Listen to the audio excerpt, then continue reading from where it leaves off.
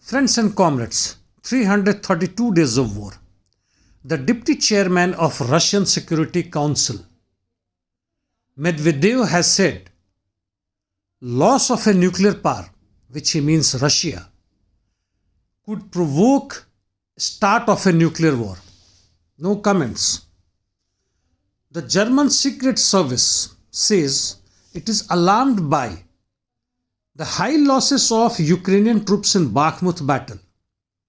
Daily losses or dead are in 3 digits. So now let us come to the eastern zone of war in Ukraine. The Russian forces have pierced through south of Bakhmut and have advanced towards Oleksandro Shultine. In west of Soledar, the Russian forces and PMC Wagner have captured Krasnopolivka and have reached Blahodatne. The further battle is on for Ivanoskoye and Deliva.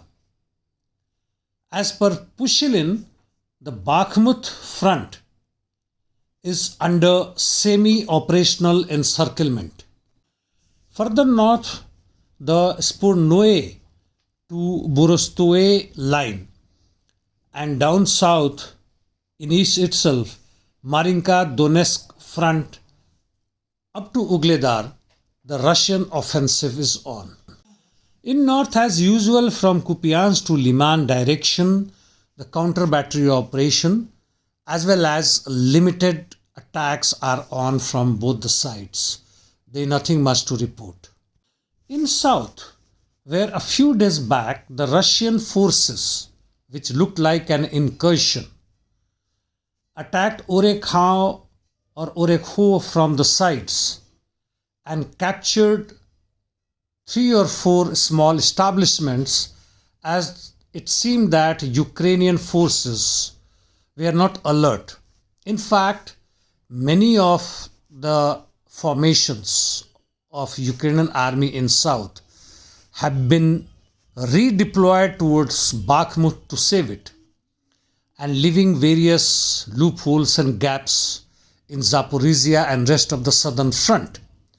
And Russians took advantage of that. But no, the full-fledged Zaporizhzhia battle line is alive now, and Russians have lost, if not a mini-major offensive on entire Zaporizhzhia battle line.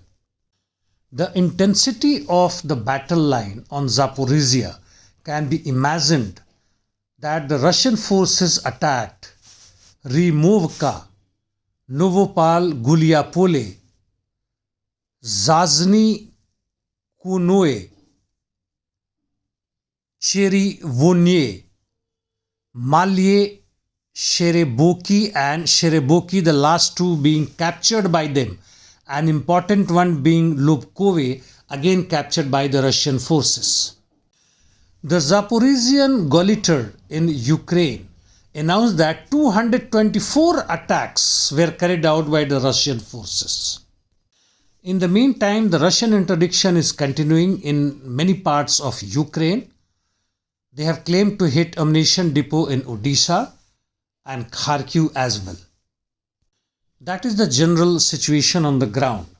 There is information that many arsons took place against Ukrainian Orthodox Church in Kiev, I would say by unsocial elements. But at this moment, when Ukraine is fighting a life and death war against Russia, is this allowed by Zelensky regime? Definitely not. It could go against Zelensky. And if he hasn't forgotten 2014 Maidan on Railroad Revolution, he must stop these. In the meantime, there had been huge protests and in fact continuing in Peru against the American puppet government, and in France against the new pension scheme by French regime, and more than 1 million had participated and continuing. One of the important protests was in Berlin in name of Stop Rammstein. Ramstein is an air base used by the USA in Germany.